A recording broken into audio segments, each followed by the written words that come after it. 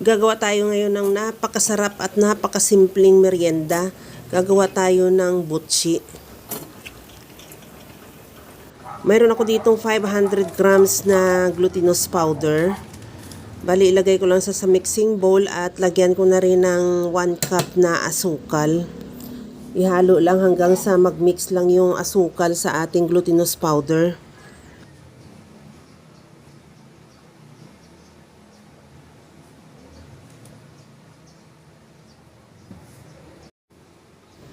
Lagyan ko ng tubig, bali mainit na tubig na ang nilagay ko para maganda ang pagkaluto natin mamaya sa ating butchi. Medyo makunat-kunat yung pinaka butchi natin. At paunti-unti lang ang paglagay hanggang sa makut na natin o magiging dough na yung ating glutinous powder. Bali 2 cups na mainit na tubig ang nilagay ko dyan. Nilagay ko lang siya ng paunti-unti para matansya natin yung tamang consistency ng ating dough. Pagkagaya niyan, medyo hindi na siya kaya ng spatula, kamayin na natin at ihalo hanggang sa magiging dough. Kagaya nito, medyo makunat-kunat na siya.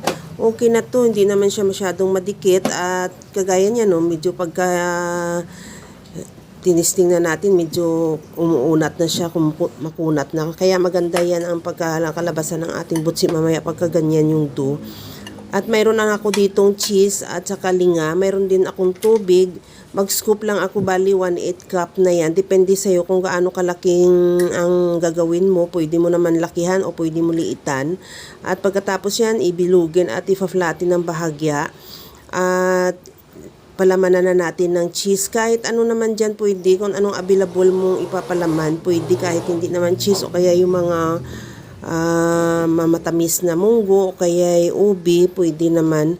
At isara lang at bilugin ulit at ilagay natin muna sa tubig bago natin ilagay sa linga para kumapit talaga yung linga ng maganda. Ang pagkakapit niya, hindi siya matatanggal at hindi siya maglulutang mamaya sa ating mantika.